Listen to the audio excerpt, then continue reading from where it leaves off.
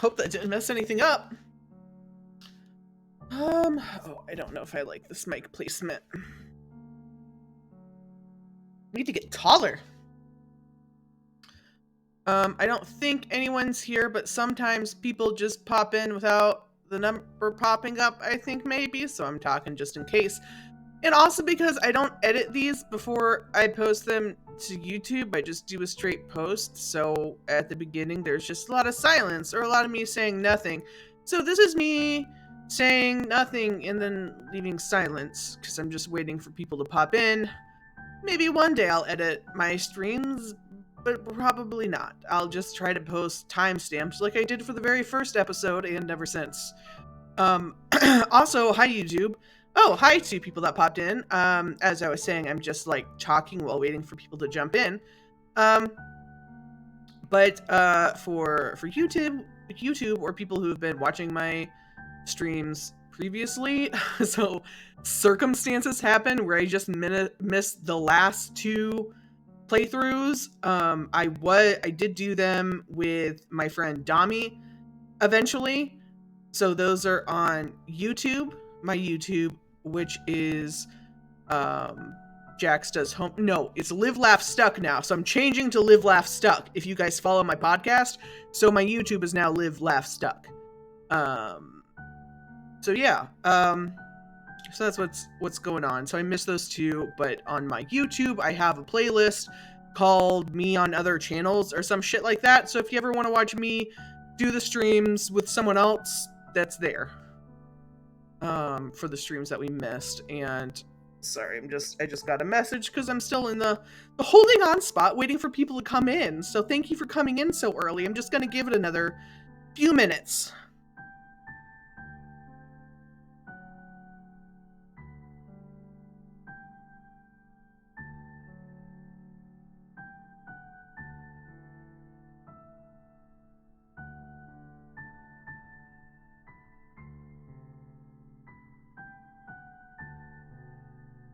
My friend is saying really, really nice things about my poetry, which I appreciate. It makes me feel good on the inside.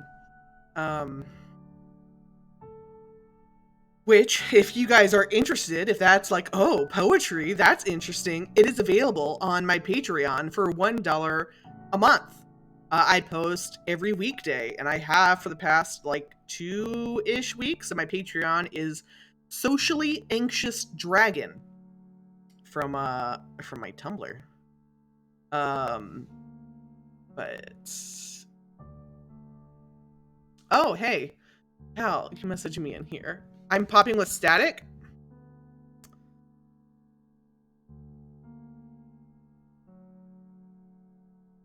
Okay. Sorry, Cal. I forget I have to rearrange Discord because you messaged in here. It's popcorny. I hit a cord on my mic whenever I was moving it.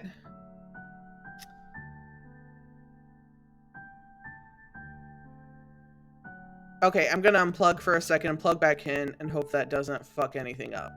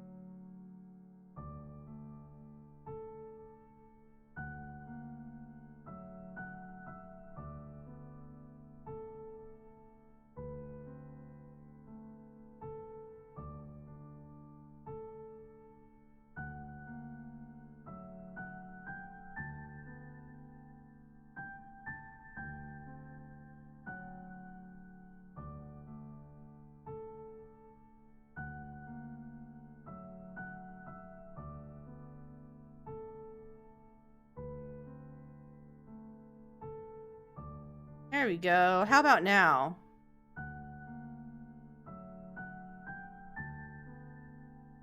No, it was, yeah, no, because when I unplugged it, it switched back to default, which makes no sense because I don't have any other mic plugged in. So I have to go and switch it back to this one. I thought I had this one set as default, but I guess when I unplug it, it switches to something else and then just stays there. Is my audio any better? Oh, let me turn off my phone volume before that notifies something.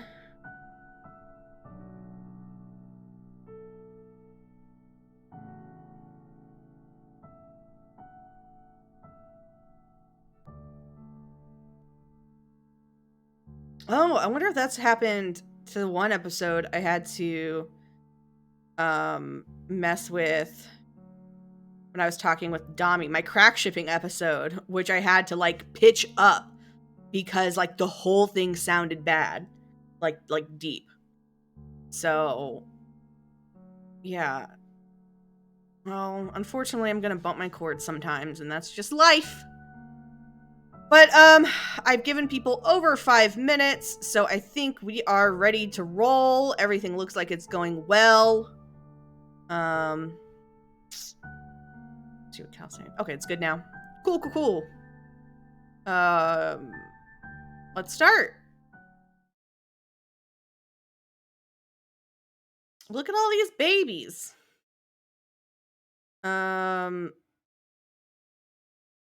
Yeah, let's just go for it. Let's start. Tavros. I'm so happy. Like, I really don't... These are two characters that I should appreciate more, because for one, I fucking love Peter Pan and everything Peter Pan adjacent. So I should love Tavros. And Aradia is fucking cool and creepy, and like, maybe not so much at the beginning, but whenever she goes god tier, she's fucking like my aesthetic, and I just don't appreciate them much as I should. It's like my brain stopped at Carcat, and I couldn't think of any characters after that, except for Kanaya. But yeah, so I'm excited. I really like this preview that has Poopa Pan in it. Pupa Pan, not Poopa Pan. Poopa Pants. You know what I'm saying? But yeah, I know you love Aradia's routes, Cal. So, okay.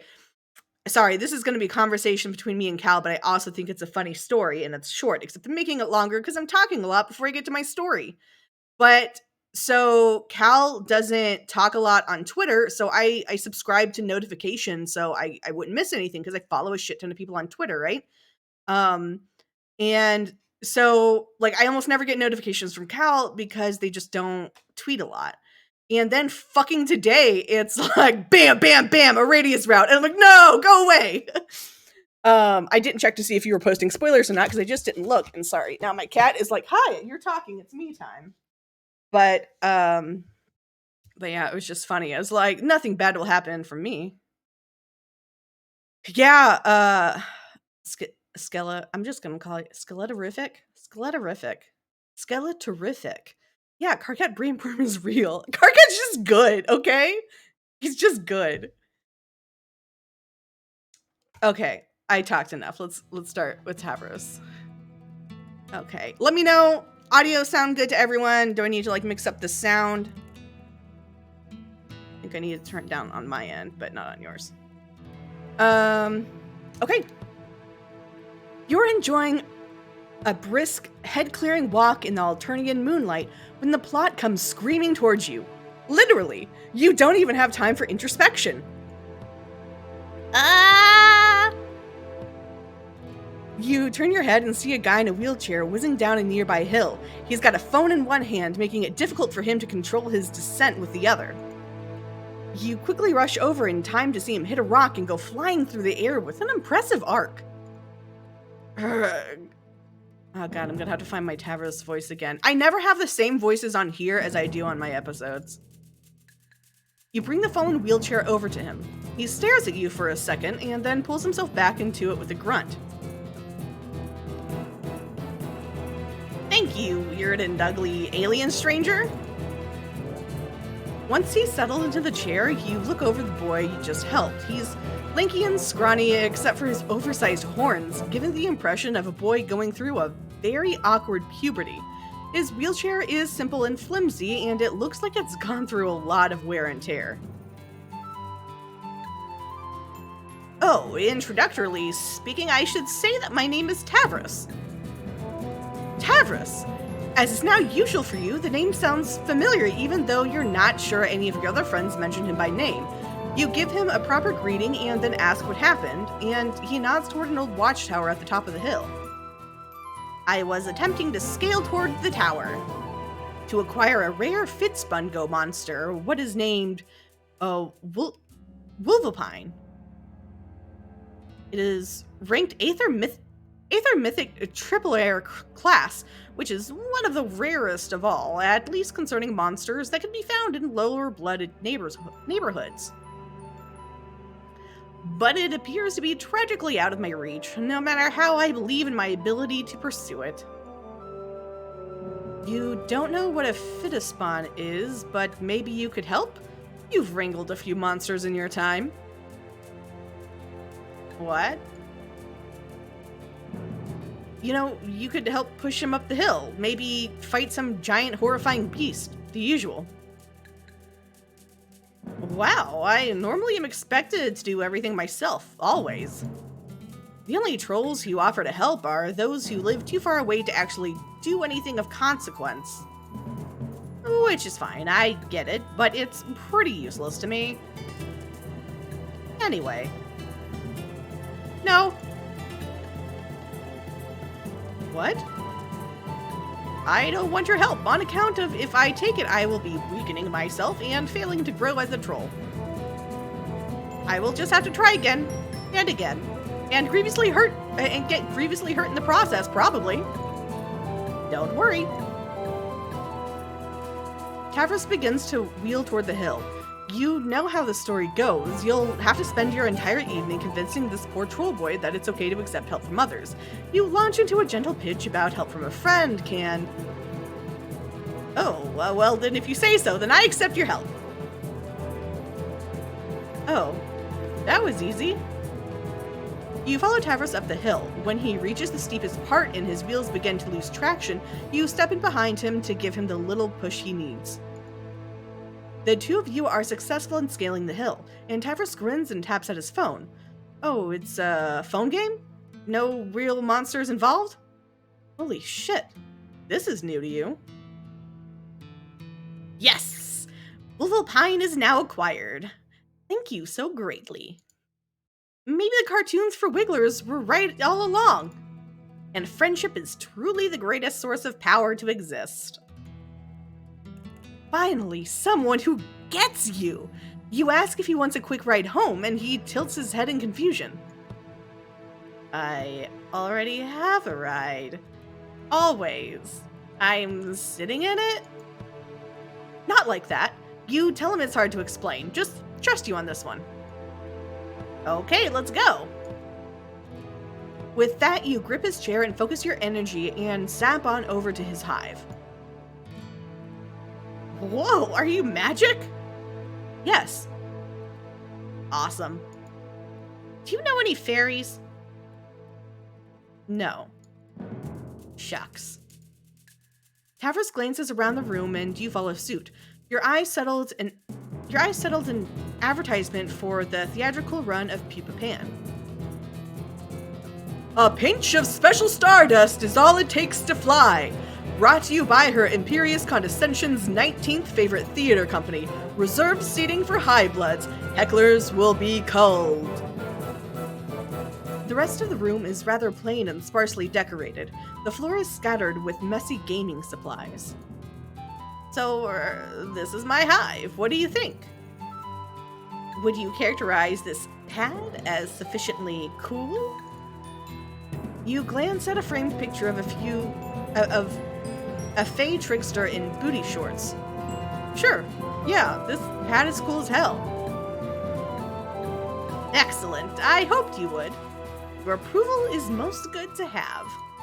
I thought you might be uninterested on account of me being boring and kind of sad.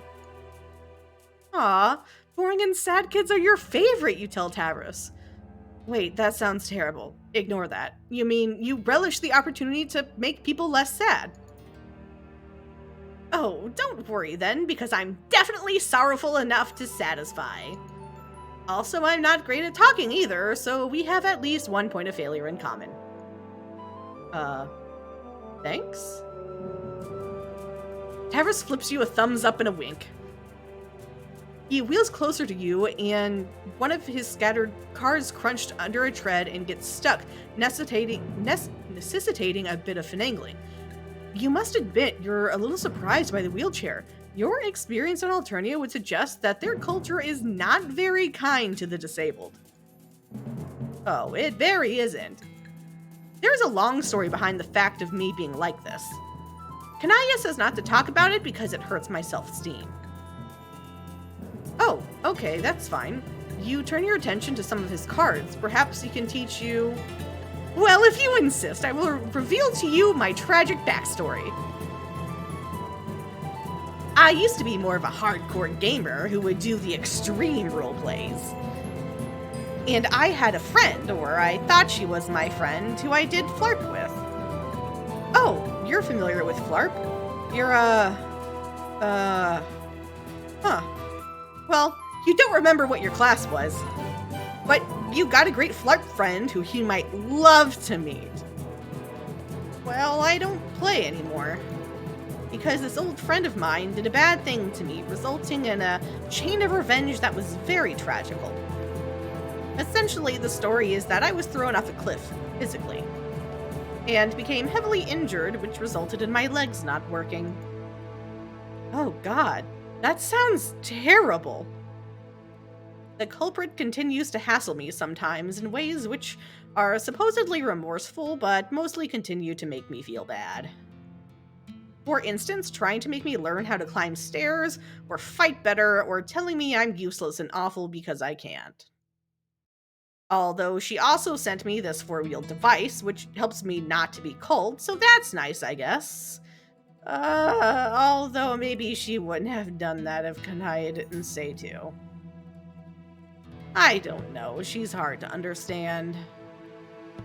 Sometimes very nice, and other times extremely not nice, and I can't figure out how she truly feels about me. Wow, this girl Tavros is telling you about seems like a real piece of work. You sure are glad none of your friends are anything like that. Yeah, but maybe it's best not to think about her, actually. Kanaya was right. Why don't I teach you how to play... Oh god, what was my voice I had for her? Tavros! Tavros freezes up instinctively. Oh no, that's her. The one who injured me. Oh no, your spine ices over. You recognize that telltale exaggerated call, but how could this be? How could your dear, sweet, precious friend Vriska have done such a horrible thing to... Okay, yeah, no, this tracks. Maybe she did do one thing wrong. But why? This isn't like the other kids she killed. You know Vriska is violent and volatile. She had to be to survive. But to harass Tavros after the fact, instead of just feeding him to her lusses, it doesn't make sense. You feel sick to your stomach. Hey Tavros, you haven't been answering my messages. We need to talk. Her voice comes from outside the window as it moves around the perimeter of the house. You glance at Tavros' stricken face as you hear the sound of keys jingling in a lock. Fuck, she has the keys to his hive? Tavros groans and leans back in his chair. Vriska barges into the respite block and then freezes up. Oh, hey. Hey, you say with an awkward wave. Vriska seems uncomfortable. I didn't know you knew this dork. It's a friendship in progress. Tavros has told you some things about their past together. Ugh, of course he has. Okay, listen. I know it sounds bad, because it is, and I get that, okay? This is not my Vriska voice, but we're just rolling with it. Way back when, It was less than a sweep ago. I was part of a flirt campaign that went way off the rails, and Tavros ended up getting thrown off a cliff. It was basically my fault. But that's all in the past now. Things are better now. I hooked Tavros up with the sweet wheelchair and everything. It's not that sweet. Shut up, Tavros. I'm talking about how terrible I feel about hurting you. Tavros cringes and you try to intercede on his behalf. Why is Vriska here?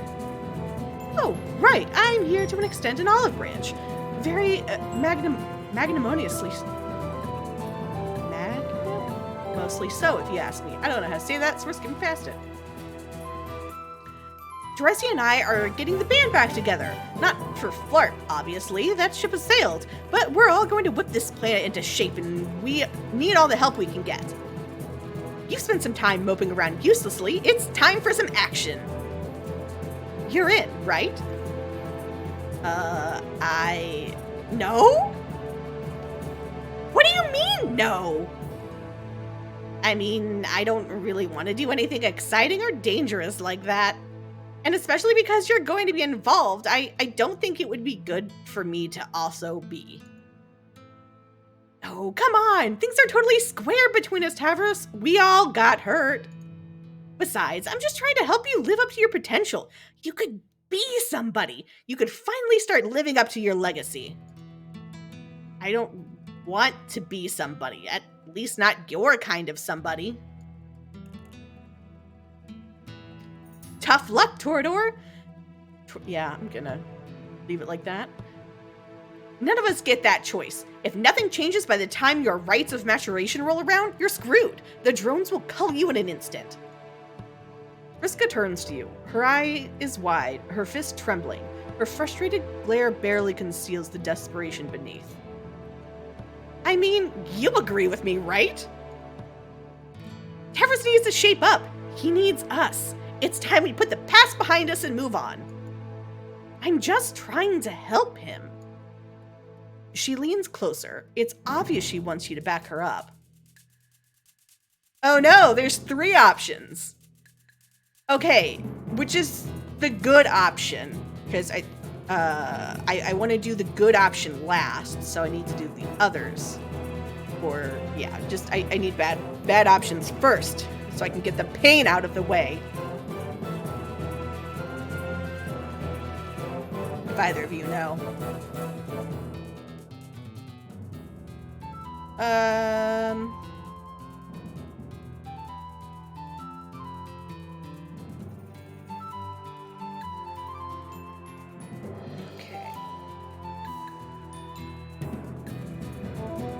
Okay. Yeah. No, this is spoiler. Okay, so neutral does nothing, and then I need what the bad route is, because I like to do the bad routes first. So this is where I don't want to know what happened, just that it's a bad route. So don't take a side does nothing, and then I can do the other bad route.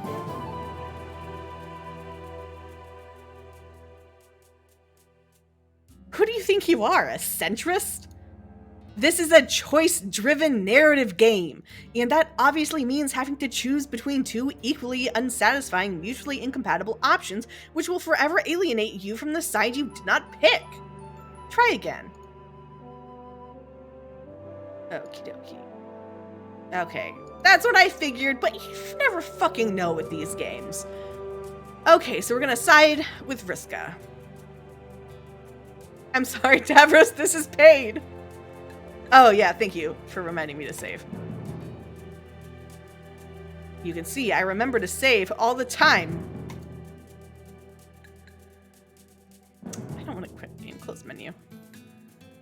I'm sorry, Tavros. I'm a Vriska stan now. You can't resist her force of personality. When Vriska speaks, it just sounds right.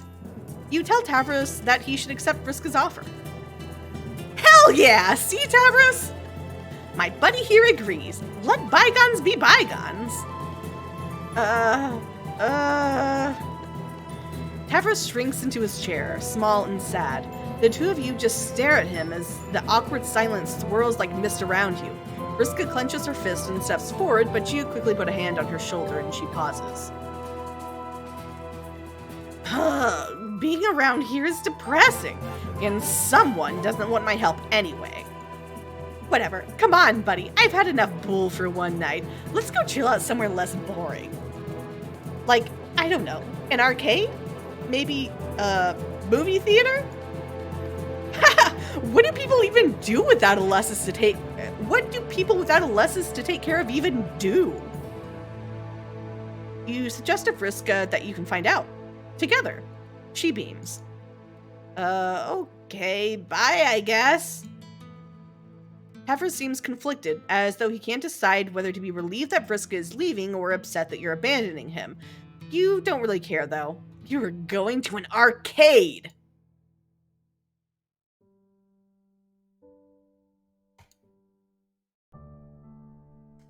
Okie dokie. Side with Tavros. You take a step closer to Tavros and Vriska visibly deflates. Come on, buddy. You can't seriously be on his side. Yes, you can be, and you are. You think you understand now. You see how Vriska took her suffering and bitterness and passed it along. You see how, under beastly tutelage, she learned to sink her fangs into her prey and tell herself she was doing it for their own good. In these two, you see a microcosm of Alternia, of hurt kids hurting kids, until finally the buck stops at the kindest or weakest among them. So, no matter how much sympathy you have for her, you can't stand idly by and let Vriska continue this cycle of hurt. You tell Vriska to look at Tavros, really look at him, and ask herself if her help has done anything for him. Isn't this the kind of suffering that she and Terezi want to prevent? Right now, the best thing she can do for Tavros is to leave him alone. Leave him alone? You don't get it. None of you do. If I leave him alone, he's toast. Seriously, how have you not figured that out by now? You've seen what this planet is like. You think we can just flip a switch and fix everything over day? He's a worthless loser living in a world that hates losers, and if that doesn't change, he's going to die a sad, pathetic death. You and Kanaya and everyone else, you're just enabling him. When he croaks, it's going to be on your head, not mine. So if you'd rather hang out with Tavros in his make-believe fairyland, be my guest. But some of us are still trying to be living here in the real world. You and Vriska spend a while staring at one another. All you can muster is a look of pity, which only seems to incense her further. Her face scrunches up and then goes steely and flat. Her voice is icily calm. You two have your fun. I'm out. Vriska slams the door shut as she leaves. Tavros exhales a long sigh of relief. Well, that went pretty well for an encounter with Vriska, all things considered. I only feel somewhat terrible about who I am. Slowly, gently, you place a comforting hand on Tavros' shoulder and tell him he deserves better than this. It's not his fault. Vriska is difficult. Yeah, Kanaya says that too. I sometimes almost believe her when she does. The room is silent except for a faint wriggling noise coming from some of the balls on Tavros' floor. You don't know what else to say. Would you, enjoy playing some Fiddlespawn with me, perhaps? As a manner of distraction? Oh, fuck yes, you tell him. Let's spawn some... Fidduses? Yeah. Your FLARP experience inured you to Alternian game design, so you're only mildly nauseated when Tavros shows you how the physical version of Fiddlespawn works.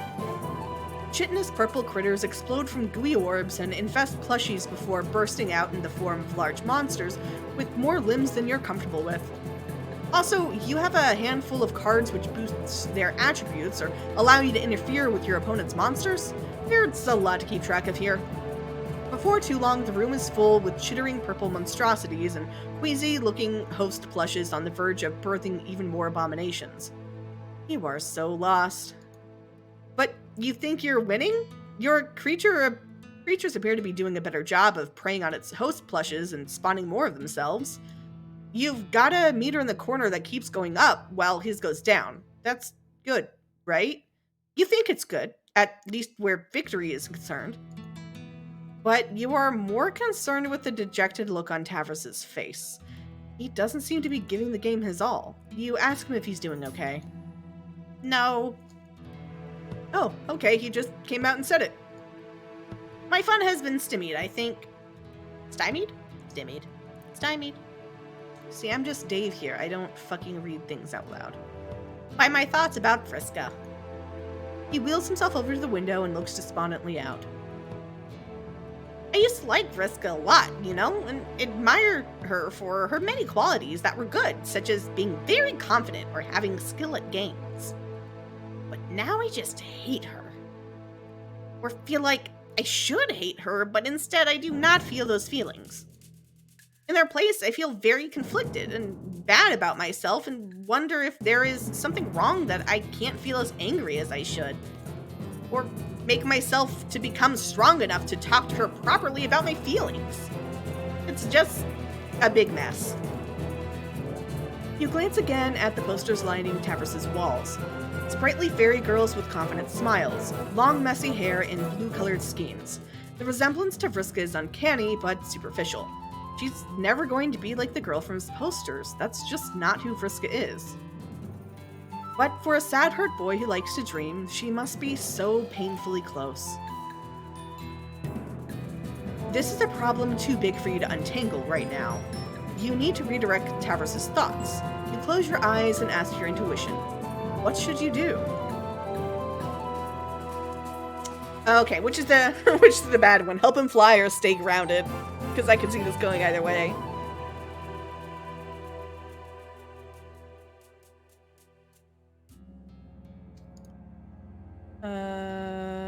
Okay, grounded is good, and I kind of thought that, but again, I could argue for the other way as well. Okay, help him fly! From the darkness, you reach into your muddled memories and catch a glint of glimmering gold. When you open your eyes, Pupa Pan stares back at you. Unlike him, you don't have special stardust, but you think you might have something better. You tell Tavros you'll be right back. Sort of. The now familiar Prospect Spires greet you. You swoop through the shiny architecture until you find those towers that seem to house the dreaming children. Sure enough, Tavros' dream self can be found in one tower, nestled comfortably in a Recupercoon. You poke him on the cheek. No response. You give him a little shake. Nothing. With a sigh, you rear back your hand and slap him. Hard. Tavros remains asleep. He's practically comatose. Why? This feels so off. Karkat is awake, and Tavros isn't, and something about that is just wrong. It's all wrong. How can you help Tavros under these circumstances? Ooh, what the fuck is that? I forget, how do I go back? No, that did that. I don't know how to use these things. I'm sure someone on Twitter will catch that for me so I can see it.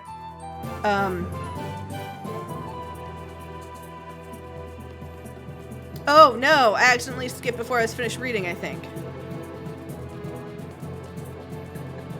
Is that the log? That's the menu. Oh no, it is this log. I was looking over here instead of looking over here.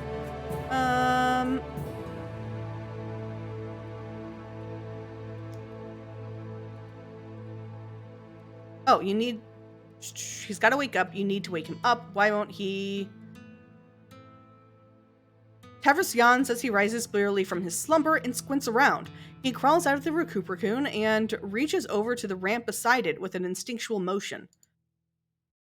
His hands find no wheelchair and he tumbles over and then quickly rises and realizes with a start that he is floating in midair. Whoa, what? Surprise! You informed Tavros this is the mystical world of dreams. That is part of the game he was supposed to play one day, but now isn't going to. Maybe. Probably. You'll be honest, you still don't know exactly how this works. But you do know that this is a land where he can fly. That seems highly improbable that such a world would exist. Or especially that I would be allowed to enter it and fly freely around with no repercussions. It just seems like a thing that would never eventually happen to me, does it not? But it is happening, you tell him. You prove it by pinching his arm. He flinches. Why did you just assault me? It's a thing. Pinching is... Okay, this is a cultural misunderstanding, but the fact that he can feel pain should prove that this place is real, or at least as real as a magic dream world can be. I see. My arm does certainly hurt in a realistic manner, as well as my feelings due to the uncalled for attack from a friendly individual. Oh, for fuck's sake, you tell Tavros to stop worrying about that and start unworrying about how he can fly now. Oh, yeah. With unsteady movements, Tavros begins to circle his dream room. He holds his hands out as he sails around, floating upwards and then dipping down. He seems to get the hang of it quickly, and as he does, his face cracks into a warm smile. Oh, whoa, this feels really amazing. At your invitation, Tavros follows you out the window and sees Prospect stretching toward him. His eyes go all starry. Can I really explore all of this area? He can, you tell him. Probably. Just don't go barging into anyone's houses. Hell, okay. Tavros does loops and twirls, pirouettes around spires, and weaves through throngs of Prospectan civilians. He hoots and hollers, the anxious crescendos in his voice nearly absent. The sound echoes among the golden towers and rebounds back at you, a cacophony of childlike exhilaration. You swoop alongside him, buoyed by his excitement, and the two of you begin to race each other around the planet. You run out of energy before Tavros does, but eventually he comes down from his high. He floats lazily beside you, upside down, his mohawk hanging down into his face. His eyes are locked on the sky and clouds, and he's wearing a wide, if oddly blank, grin. Hey, I want to thank you for doing this for me, allowing me to feel this freedom and joy. It really means a lot. You grin and give him a thumbs up. You're glad you could help. Yeah, me too. You glance up at the clouds. How long have you been out here? You figure it's probably time to head back to the real world. You tell him you'll teleport back and then wake him up. What? Oh no! Don't wake me up, please! I don't want to go back to that life. When I could spend my days here forever, feeling blissful and happy for once. You pause. That's not the response you were expecting, although you suppose you should have seen this coming. What about his friends? His responsibilities in the waking world? What happens when the drones come knocking? Well, those are some pertinent questions, which I don't care about, though. This is where I am happy, and where I belong. That's what you wanted, right? To help me be happy? Right. Then your work here is done. He smiles at you, and you feel like you should smile back, but there's a hint of sadness behind his eyes that gives you pause. It's like he's waiting for you to take charge and tell him off for choosing escapism, waiting for you to make the hard decision he doesn't have the guts to make. But that's not the kind of person you are. If he'd rather spend most of his time asleep, that's good enough for you. Given the planet he lives on, you can't blame him. So you give him a little wave and vanish into the ether of canon. By the time he works up the nerve to say something, you're already gone.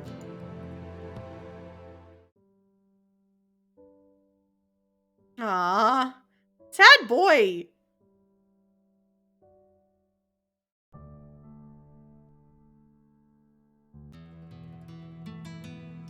Hey, let's stay grounded.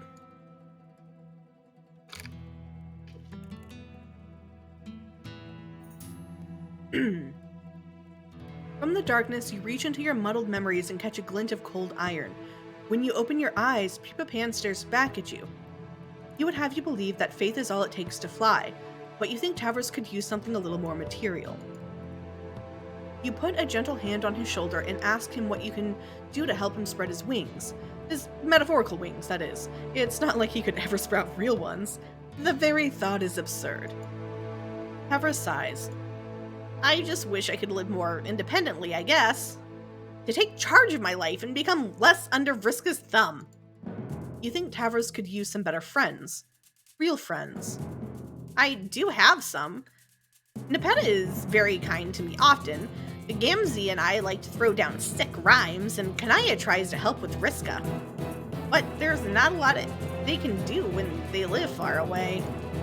And as nice as my Lussus is, he is unable to help me with all my issues due to his small size limiting him to only moving and carrying small objects to me when I require them. The simple fact is, I didn't build my hive with the expectations of one day using a four-wheeled device to navigate it. Can Tavros move to a better hive? Could you help him with that? No. As a bronze, the stipend I receive is not enough to cover such things. Even this four-wheeled device, which is highly basic compared to some high-blood models, would have cost me over a wipe's worth of savings. Few changes are available to me, economically speaking, especially if I want to not learn drones to my unsuitedness for troll expectations. You see, if money is the issue, that's not something you can help him with, at least not directly. But you might know others who can. You tell Tavros that you're going to step out for a moment to fetch a mutual friend. He seems briefly surprised when you return with Kanaya. You guess you don't blame him. This strikes you as a pretty rare pairing, conversationally speaking. Oh, Kanaya. It's nice to see you, in person, unexpectedly. Wow, my hive is terrible looking. Sorry, but hi. You look nice. Yes, I do. How are you faring? Has my advice regarding the construction of an imaginary friend helped aid your self-esteem? Well, I haven't really got to try it yet, so no, it hasn't, I guess. Kanaya suppresses a sigh. Okay. Well, let's get directly to business. I brought some materials with which to renovate your hive. Oh. Please advise us as to how best redesign the place to suit your needs. Tavros' eyes water up and he sniffs, leaning forward in his chair. Really, you would do that for me, despite it taking a large portion of time and effort and presumably money as well? I don't really spend my stipend on much besides fabric. And I intend to twist Vriska's arm until she offers a portion of her flarping treasure to foot the bill too. And of course I do it for you. Any less would be a rejection of my helpful sensibilities. Kanaya says it with a neutral tone and a straight face, as if there's nothing remarkable about it, but Tavros nevertheless breaks into a grin. Wow, thanks! Okay, give me some time to develop ideas on how to properly jack this hive up and deliver the most utterly dope and pimped up changes. This is going to be so great! You give Tavros the requested time and then begin to work in earnest. You weren't sure what to expect, but the construction process proves smoother than anticipated. Kanaya brings a set of alien devices which she claims to have borrowed from a sea-dwelling friend of hers. One converts raw materials into strange substance that reminds you of fruit gushers. Kanaya fells trees with her chainsaw and feeds them into the machine. Before long, you have a trove of the gusher things. The other device expends the gushers to modify buildings. It has a holographic click-and-drag interface, much like the Sims played in real life. You find this construction software to be incredibly handy, and also eerily familiar. But honestly, you find everything eerily familiar these days. Yes, it's very convenient. Home construction has been an important part of troll culture for as long as history remembers. Most do not know why, although to me the reason is obvious. Preparation for the game, which we will now no longer be playing due to outside interference. Wait, she knows about that? Yes. I figured out what was going on a day or two after you visited me, but I thought it prudent not to get particularly dramatic about it all. That was very thoughtful of her. Yeah, I try. Kanaya finishes feeding logs into the first device and begins to manipulate Tavros' hive with the other. Together, you are a clockwork team. Tavros provides directions, Kanai implements them with her stellar sense of design, and you provide moral support by standing around looking cute. Okay, yes. Nudge that shelf over to the left. Yeah, like that. Wait, actually right. Further. Okay, no, go back. A bit more, that's almost good. Now make it a little tad higher. Yes, no, lower. There. Right there, and yes, perfect, I think. Okay, actually, can you go back to where it was first? In the end, it takes until the next day to finish construction, which is actually great time. You were expecting to have to zap forward once or twice for the sake of narrative brevity, but with the Alternian build tools, Tavros' hive is swiftly renovated. It is far more spacious than it once was, with ramps and rails aplenty. Under Tavros' guidance, you widened hallways, lowered counters, revamped bathrooms. It's like a brand new house. You don't have a ribbon to cut in celebration, so Tavros summons a bizarre Fitaspun creature to shoot confetti all around the entrance of the hive. It's all gross and sticky, and you hate every second of it, but he's having fun. After that, Tavros spends a while just exploring the hive. He wheels himself through each block, awed by the ease with which he can navigate the space. By the time he returns to his respite block, his grin is radiant. You take it he likes the new place. Oh, yes. This pad is now genuinely frigid. It makes me feel more confident, like the world is my, bivalved jewel container. Like I could say to Vriska, fuck you, I don't do what you tell me to do, biatch. Okay, I won't say that probably, but I could. Actually, maybe I will say that, as well as plenty of other deliriously rude things, which long I have avoided saying. Okay, that's probably enough, you tell him. Kanaya is staring icily at him, but he doesn't seem to notice. You suggest that it's a good time to settle down. The sun's going to be rising pretty soon. Right. While we still have some moonlight, would you like to stay for a while, Kanaya, and play a game with us? Oh no, that's quite all right. I'm afraid I have duties to attend to at home. I left a dress in the oven. Naya blinks and carefully maintains her poise. It's made out of clay, you see. I'm getting experimental. Oh, that makes sense. Well, goodbye.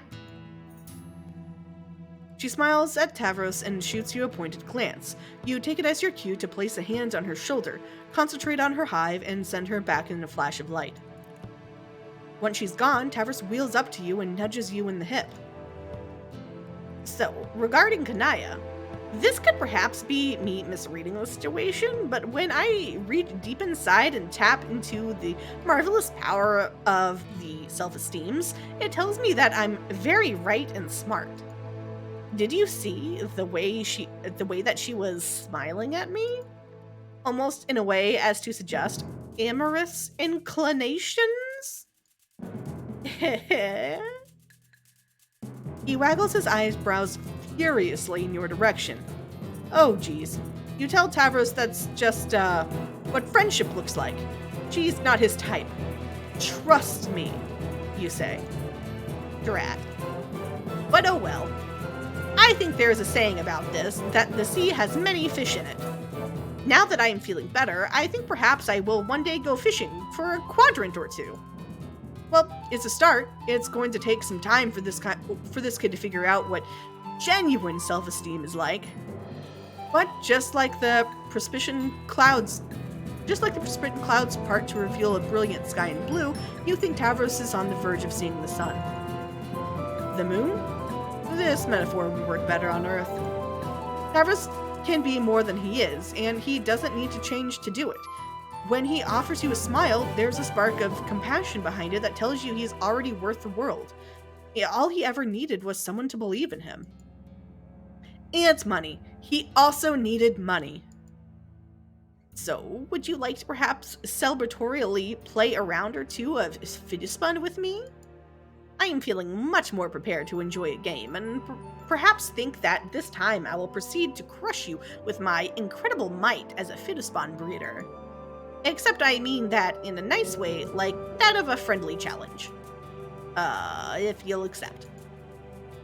The word friend in that sentence was all you needed to hear.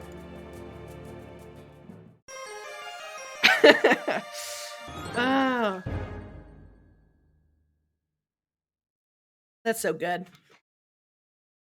Okily dokily! Oh, let me stretch. Guess I'm doing such hard work here sitting at my computer and clicking. That was a good route. I honestly was nervous because it did dive deep into Vriska territory. Like, bam, from the start, Vriska's here. But yeah, I mean, yeah, it was good. I like Tavros. I like James Roach as a writer because he's way too fucking talented at the things he does. And now we're on to Aradia, which, Cal, I know you are excited about because you said it was very, very good. I'm sure it's going to be great. I said that like I doubt that it's actually good. Yeah. Wait, no, Tavros wasn't James Roach. Fuck.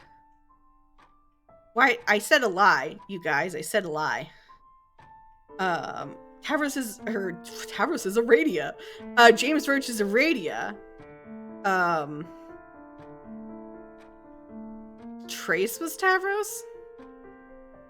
Anyway, Trace did a good job with that route too. You know, or instead of James Roach, who did not write it, but did a good job with the music, which I assume he wrote, but now I'm gonna go check the credits when this is done and find out he didn't. And I've just been saying James Roach did all these great things he did not do. So we'll just overly credit James Roach for things, I guess. To make up for that one time that Jacksepticeye forgot who he was. Okay. What are you doing here? What are you doing on this awful planet? You walk. You walk and you don't stop walking. You walk until the moons are high in the sky and the lights from the city all but fade away. You walk until you can't think about anything but walking anymore. Then you zap. Zap. Zap. Zap. Zap. Zap. Zap. Zap. Who cares? You just went out of here. What's happening to you? What are these thoughts? What are these half-remembered truths? Why do all your new friends seem so fresh but so familiar? You are lost inside yourself for what simultaneously feels like both a moment and an eternity. You stop walking and lay down. The grass feels cool on the back of your head and your eyes.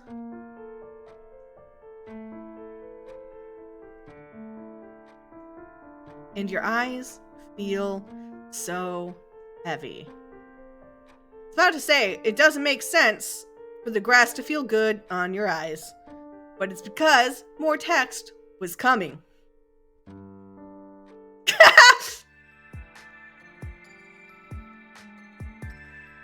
Who doesn't want to wake up to that, though? Be honest. Open your eyes and just... Troll Jesus Christ! Inches away from your face is someone bent over you and standing unblinkingly into your unblinkingly into your eyes. In a single panicked motion, you do a youthful sideways roll and spring to your feet. This doesn't seem to startle her at all. She doesn't move from her precariously balanced squat. She is just looking at you, observing you. Is she waiting for you to do something? After exactly 21 seconds of staring directly at you, she offers an entirely too-toothy smile. Part of you suspects she just remembered that's what you do in these situations. See, Aradia is already fucking relatable. She examines you with an obvious curiosity. Oh god, I don't have an Aradia voice. I've never gotten to her, or I haven't gotten to her in Read Stuck yet. What is my headcanon Aradia voice? Not the worst decision. To nap among the remains of the deceased. Haha. What? With a sarcastic motion that suggests looking literally anywhere around you, she draws your attention to what appears to be some sort of dig site. You seem to have fallen asleep on a pile of bones. Her shirt is emblazoned with a dark red Aries symbol. Oh, cool, another Zodiac kid. You must have said Aries out loud because she immediately corrects you. No! James Roach, you're wrong! I'm not! This is so fucking funny. The Aradia versus Aradia debate, because doesn't James Roach say Aradia, but Hussey says Aradia? Like, I swear I heard that. This is so fucking funny. I'm not pronouncing it like that, because it's Aradia. Oh, it's the title of her route? That's so... I love James Roach.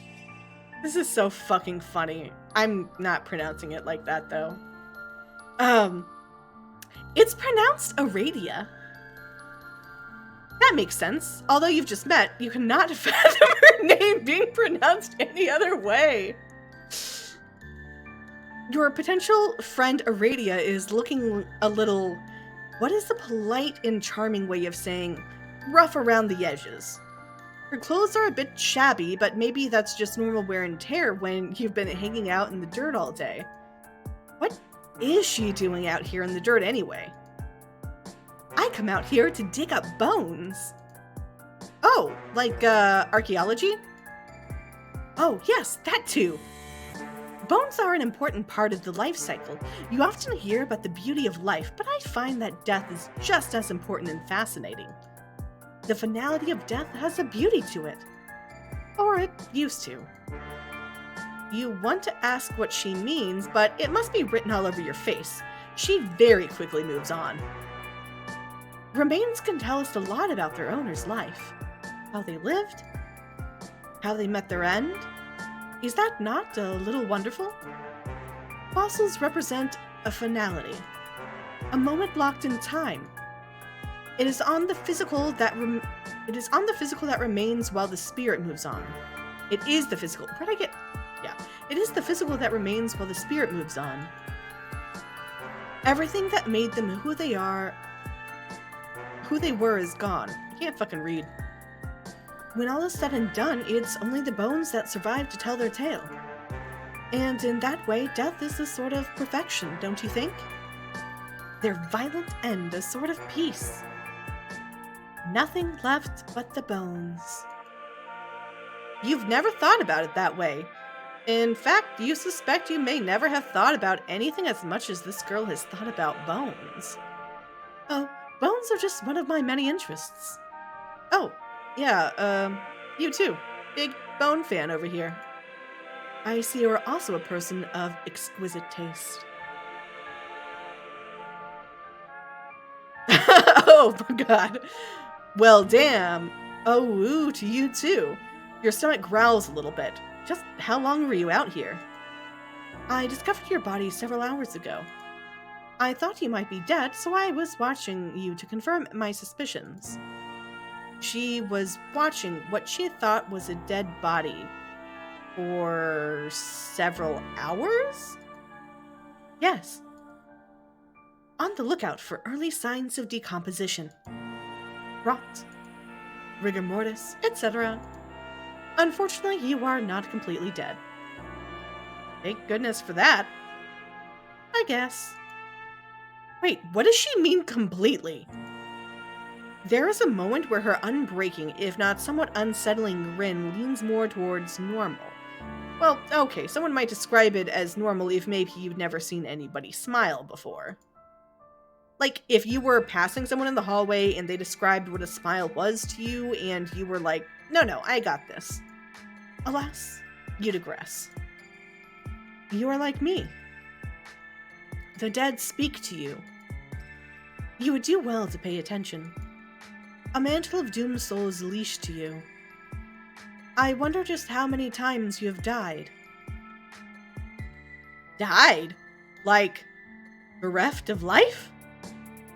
She sits down beside you. She picks up some sort of rib or femur or pelvis or whatever and begins to idly draw in the dirt. It is a crude drawing of some sort of misshapen stick person. Unrelatable. Traditionally, yes, that is what dying means. But you are different. I can see the ghosts of all your alternate iterations floating around you, trying to help you. Doomed to timelines that have been purposely erased from your consciousness. But you're the culmination of the choices you've made, fatal or otherwise. You've been forced to leave so much behind you. Your memories.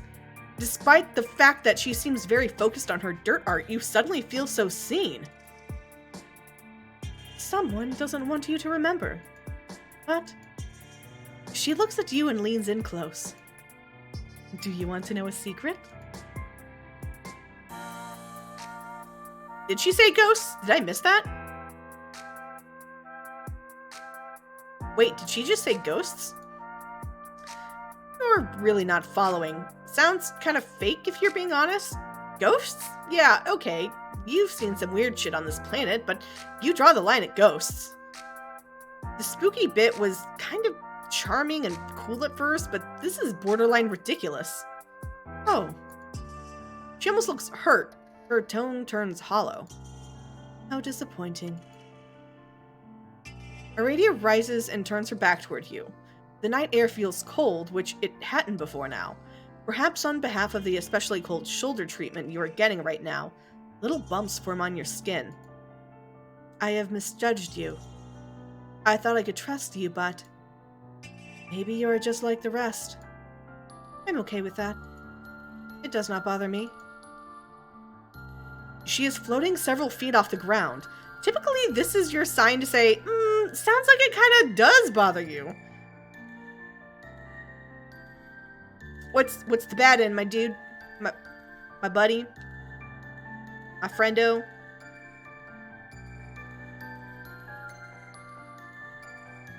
Oh, thanks.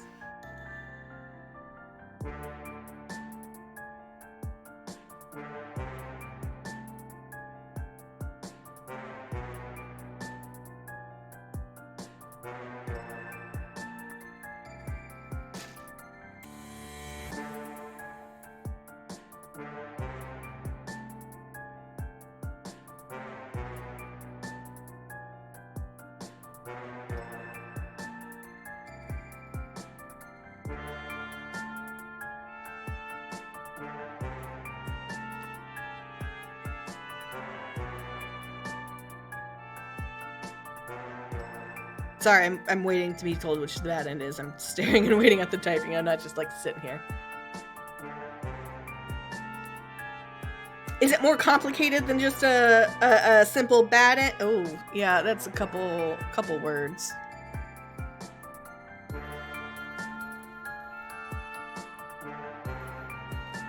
Oh, I like alternate endings and shit.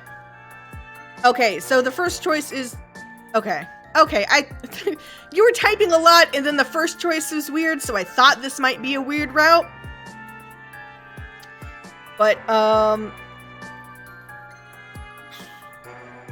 yeah, okay, but the solid good end is the second choice then, and then I can do the alternate choice later.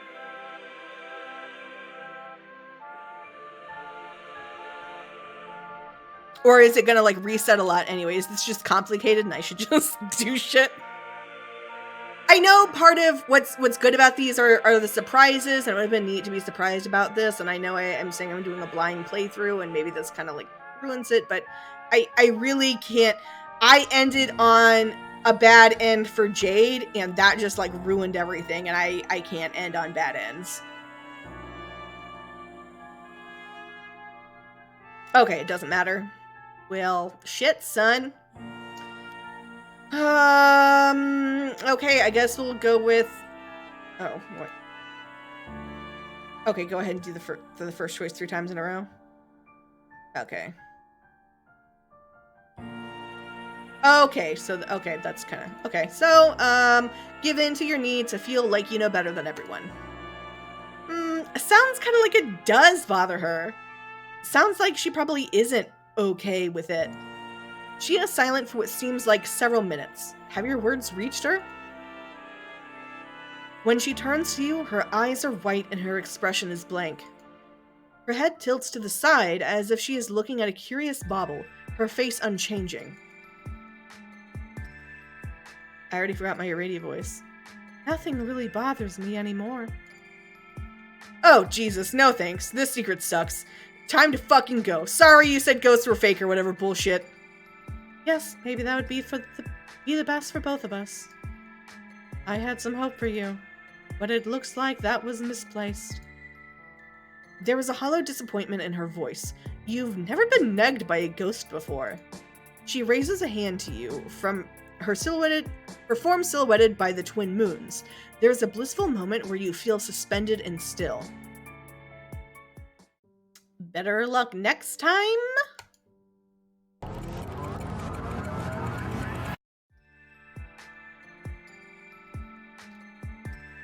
Troll Jesus Christ. Okay. This looks all the same.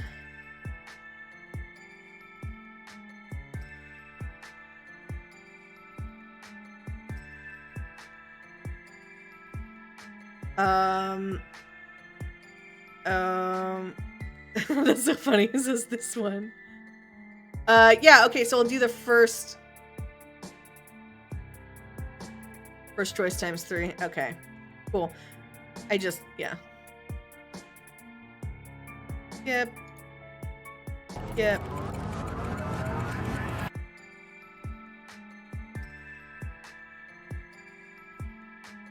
Yep. Oh, shit, did I miss it? Ah, dang it. I shouldn't have skipped that time. I thought it was at the second first choice. Frickety frack. Frickety frack. Let me try that again. Sorry, guys.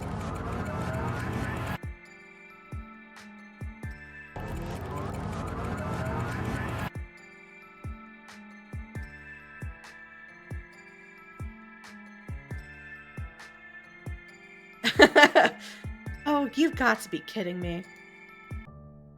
Oh, okay, so it's just that. To be fair, Cal, the first one wasn't a first choice the first time.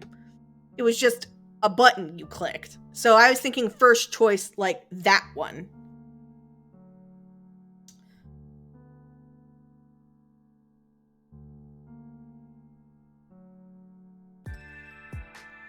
Keep your mouth shut for once. You keep quiet. Now is not the time for your incredible insights. The restraint you have shown here will surely be rewarded. She turns to you slowly, dangling somewhat limply in the air. This act was for your benefit. But to proceed any further is pointless. Her eyes are white. Her face is unreadable. Oh my god, ghosts are real too? Alternia is fucked up.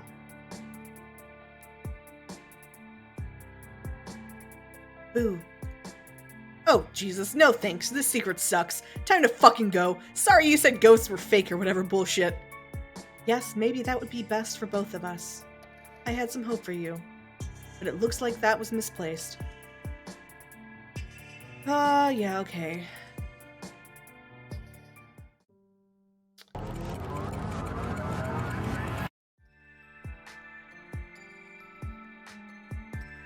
Cool. You have never wanted anything more in your life. You have to admit you are a little fascinated by this line of inquiry. You don your signature cool person facade and tell her that there is nothing in this godforsaken universe that will keep you from hearing that secret. You throw in that you are going to die if you do not find out immediately. Smooth as butter, baby. Oh, the zeros went away. You don't know how relieved I am to hear that. The way she speaks has shifted slightly. It sounds fuller, livelier. That's good?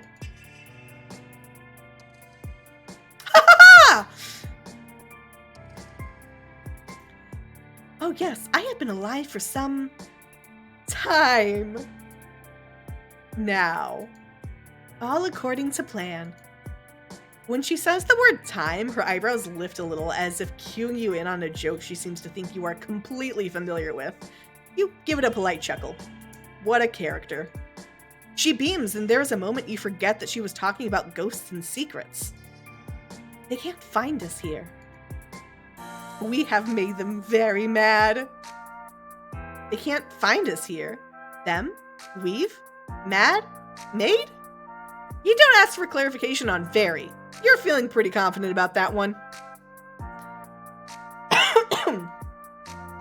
This is not the first time we have met, though it is hard to say how long has passed since then. Time passes differently out here. Hey, a props of nothing, and far be it from you to comment on someone's appearance, but why does she look so much older? Why is she wearing the magic teen pajamas like John and them? How does she manage to do all her makeup so well and just not brush her hair at all? You know, with curls, the issue might actually have been overbrushing. You don't want to brag, but you happen to have an encyclopedic knowledge of hair care products. Has she considered switching to a sulfate-free shampoo? God, you wish you had hair.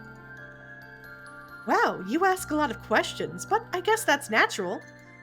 Right now, we are outside of the canonical relevance. You are gonna have to stop her right there. You have had enough of canon and relevancy in what it means and what it is or isn't. Do you people never tire of sniffing your own farts about canonical impact?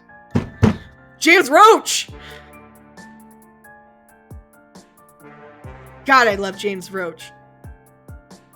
God, I should have known the last route wasn't James Roach. Not to say the last route wasn't good, but like just from what Dave's route was, this is far more James Roach. I say, having read so much James Roach and having a very intimate knowledge of him as a person, I guess. I don't, is the joke. This is so fucking good. Okay. Wow, rude. Yeah, you're rude now. Fuck the narrative. Absolutely phenomenal, and I could not agree more. Like I was trying to explain, out here, even the powers that can't be, even the powers that be can't hear us. I must say I'm a big fan of your work. I have seen quite a few Doom timelines before, but nothing like this.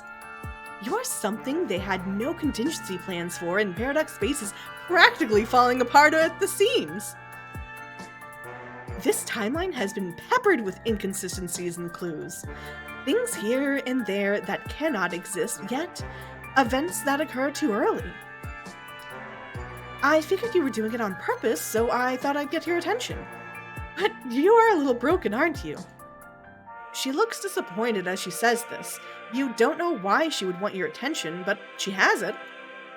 It is not only your attention I want. The power is shifting, and the ones pulling the strings are distracted with their own meaningless problems. You really can't remember anything, can you?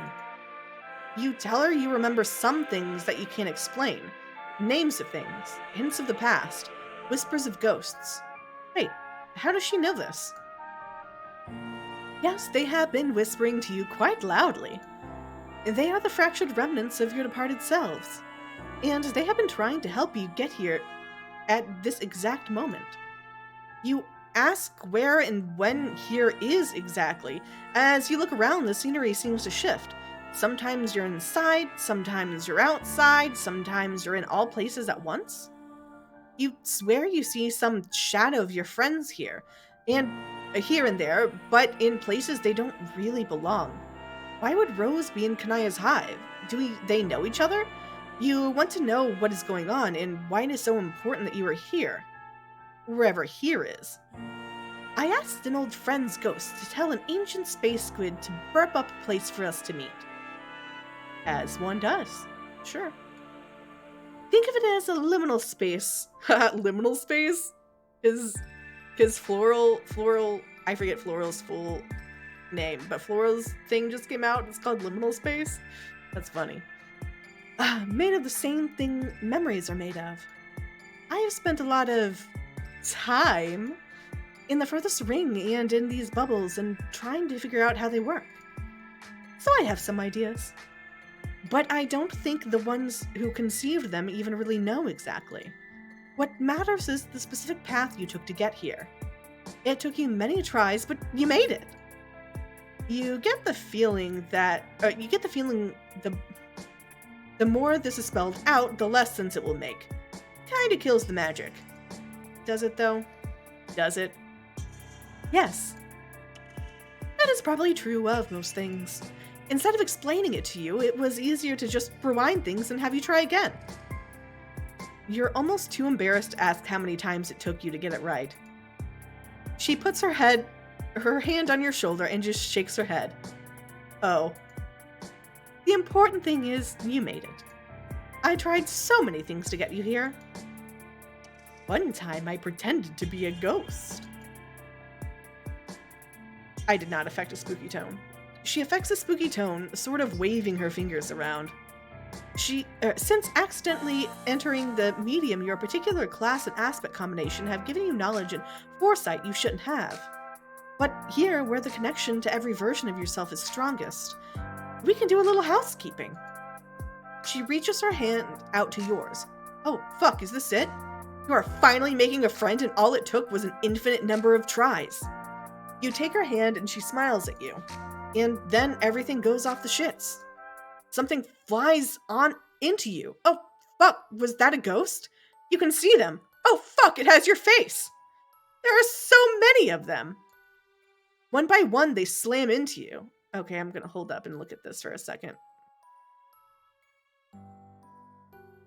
I still need to replay Friend Sim because I did not do all the bad routes. Because at first I didn't know the bad routes were important. And then I especially did not do all the routes with Torona because I didn't want to make Tisius sad.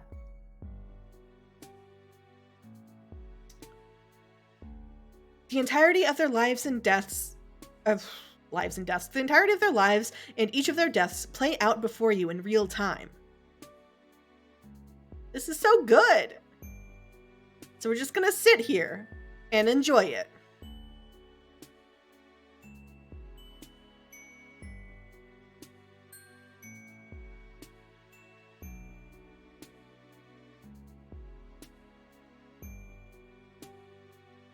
God, there are so many endings. Oh, it's looping. Okay.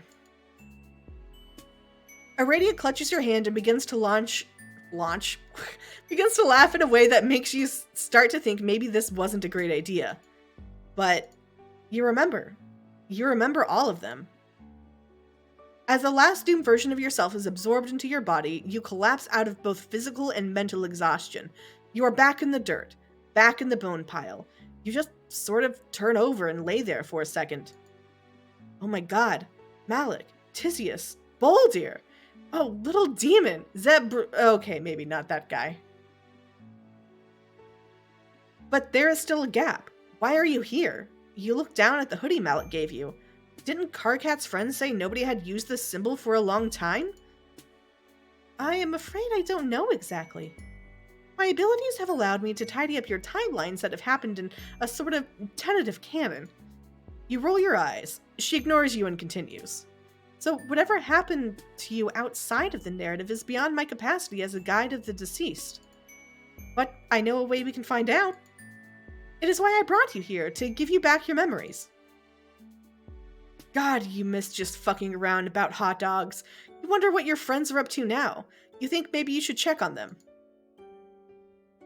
She looks you in the eyes and you stop rolling them for 2 seconds. Aren't you tired of being nice? Don't you just want to go ape shit?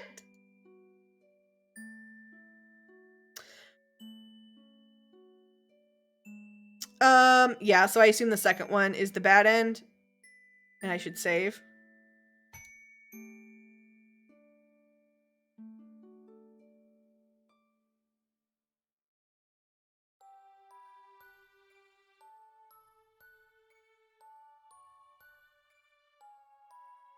Is this still not a simple answer?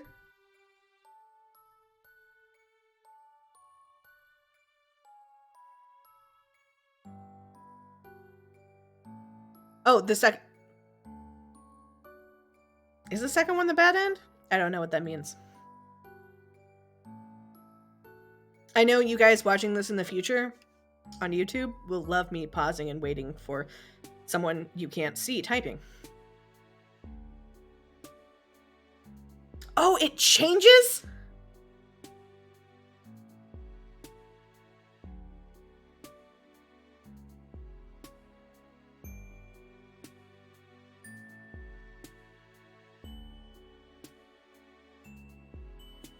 Okay, it rewinds again going 2-1. So I'll do 2-1 first. Because that makes me think 1 is the good option.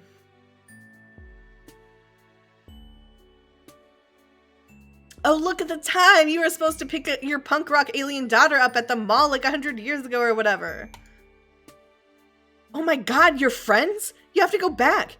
You look at Aradia. This is awkward. You actually have a prior engagement. Actually, this could work.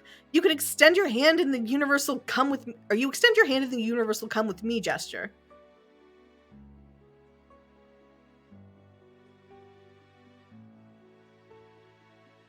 You try to focus on anyone.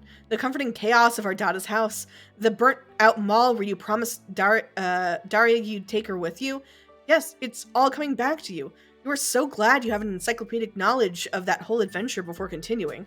You zap the both of you onwards. You're in the fucking hallway. There is that T-posing turd. Aradia goes wide-eyed. No, not this time. Eat my whole ass, you nobodies. You conjure the strongest memory you can. Oh my god, you sniff Marvis's armpit. The shame you are feeling sends you reeling. This is it, you guess? You what? But nothing is here. You float listlessly in a black void. Why isn't anything here? Where is everyone? You refocus. Maybe that was just a bad point to remember. You pull the strings of your hoodie tight, letting its warmth cover you like a dear friend's embrace. Surely you have spent enough time with Malik's jacket to have formed some sort of secret bond with the memory of him. This will be enough. It needs to be enough. You disappear and reappear in the same spot. You phase in and out over and over, but nothing happens. Aradia watches you, but seems to be giving you space to process this. It isn't enough. It was never enough. They're gone. You go limp and just drift for a while. You hear the sad song of some sort of cosmic entity. Its low tones reverberate your entire body, filling you with the sorrow you didn't know you were capable of feeling. That's not what I was trying to do. I accidentally right-clicked. An impossibly long tendril appears from the void and slowly makes its way towards you. It gently wraps itself around you. You don't even bother to question it at this point. Wow. On a scale of 1 to 10, how shaken is your faith? Why aren't they here, Aradia? Where is everything? I don't know. But I'm here. Do you want to vibe out with the space monster for a little while? I kind of do. Yeah. Okay. You guess. I do not know where your friends are or why there isn't anything here. And I'm afraid you may not find these answers until you confront the Puppet Master. But, isn't that fine? Friends and grudges, life and death, existence and nothingness. Isn't it all the same in the end? The only if this is about bones, you are going to lose your mind. She smiles. Well, I can confidently say it wasn't not about bones. You can't help but laugh a little bit. Do you want to try again? I know there is a different way this goes, but I still wanted to see what you would do. You won't remember anything. Not even our friend here. You think about it for a little bit. The tentacle sort of paps you on the face. Is it trying to comfort you? Eventually, you know that's what has to happen. She will rewind you and tidy up the mess you've made by coming out here. There's a path you needed to follow, and you keep trying to cheat it. You ask her to let you sit here for just a little bit longer. You don't want to forget just yet. Okay.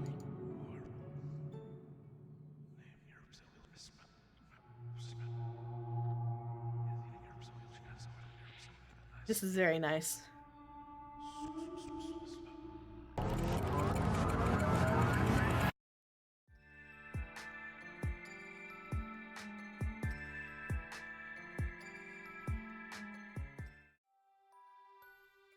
You want to see this whole place break apart. Like Aradia's best line.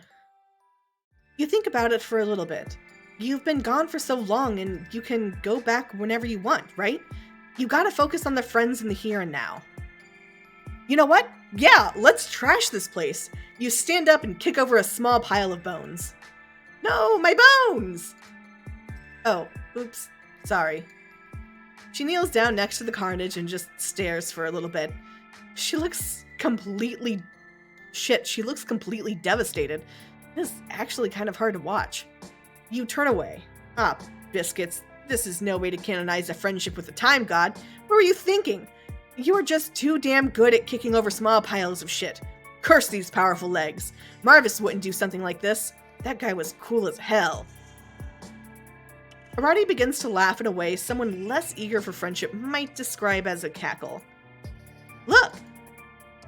She has arranged the bones into an outlandish, if not slightly vulgar configuration. For once, I am really okay with this. I was just lying to you for comedic effect. It's okay, you can laugh. Try it with me. Say, ha! Ha. Now say it again. Ha. There you go. I meant apeshit more in the larger sense. I don't think any of them care about bones. Their loss. If you really want to see things fall apart, I can lead you to where you need to be. You don't know who they are, and you don't give a single solitary shit. Fuck this place. Fuck whoever took your memories. Let's go absolutely buck wild up in this place. You kick up some dirt and don't even care.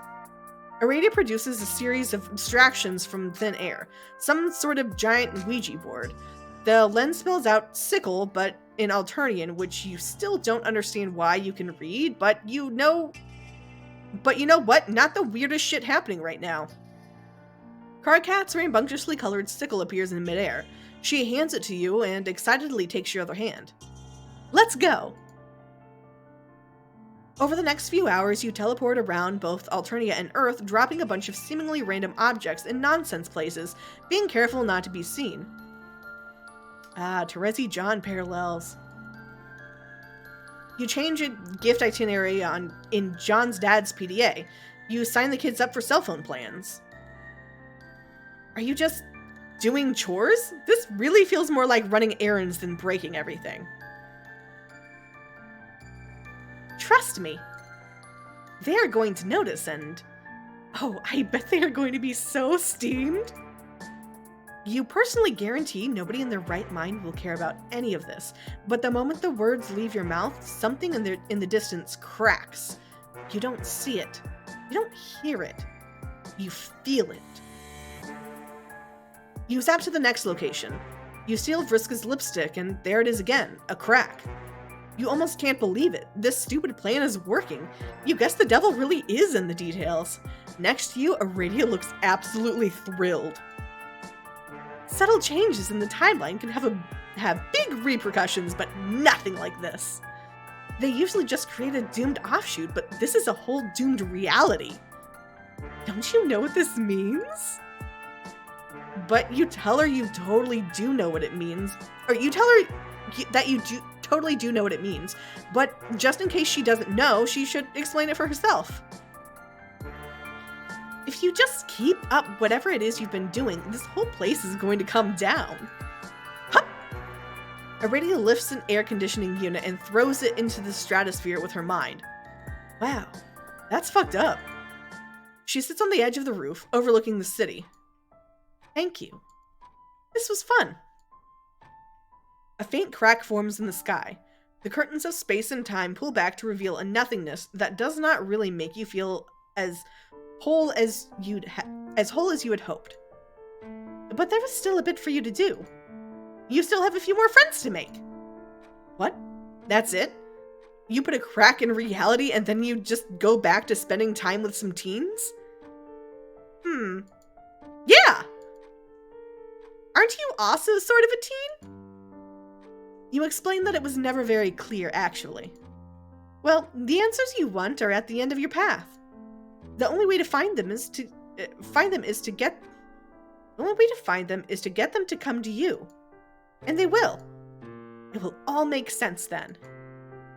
You wish that were true. You sit next to her, your legs dangling over the edge of the molding.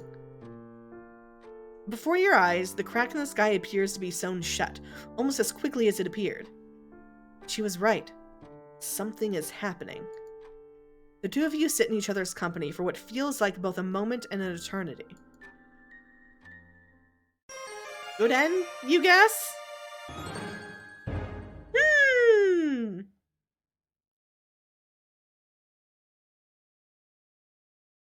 Very,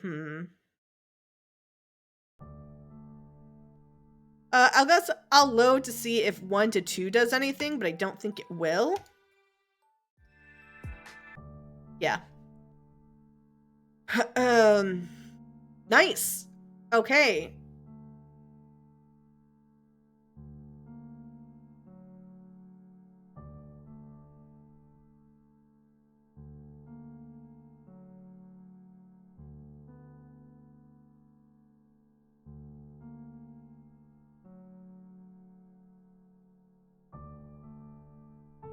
Oh yeah, it was someone else doing Tavros's song.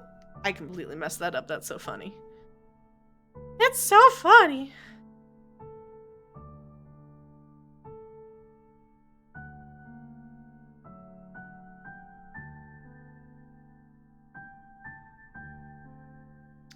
Cool. And what was the warnings for this route?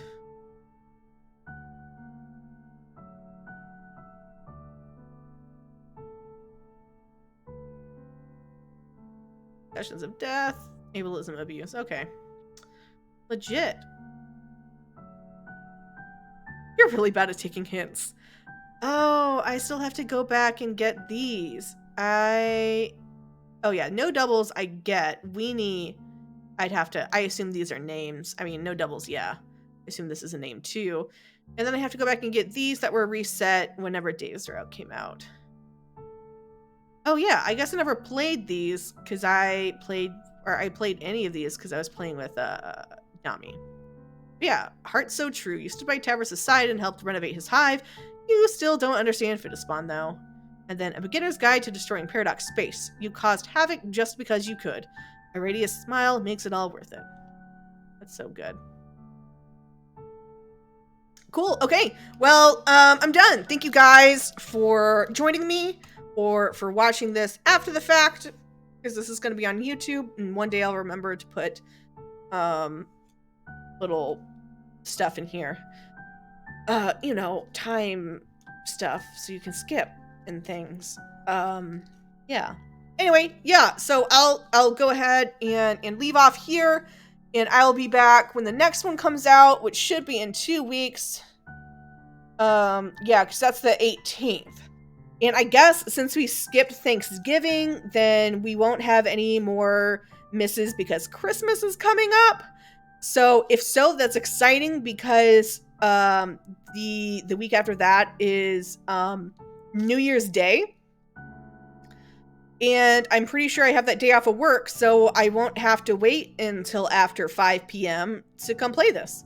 But that's like a month from now almost, so not super relevant to here and now. But anyway, thank you guys for joining me again. You can follow me on Twitter, Dirkification. Yes, it is what you think it is.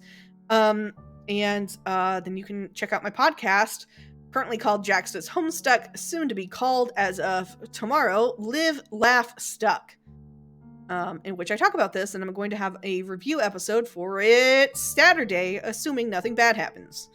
But yeah, and I will see you guys in 2 weeks.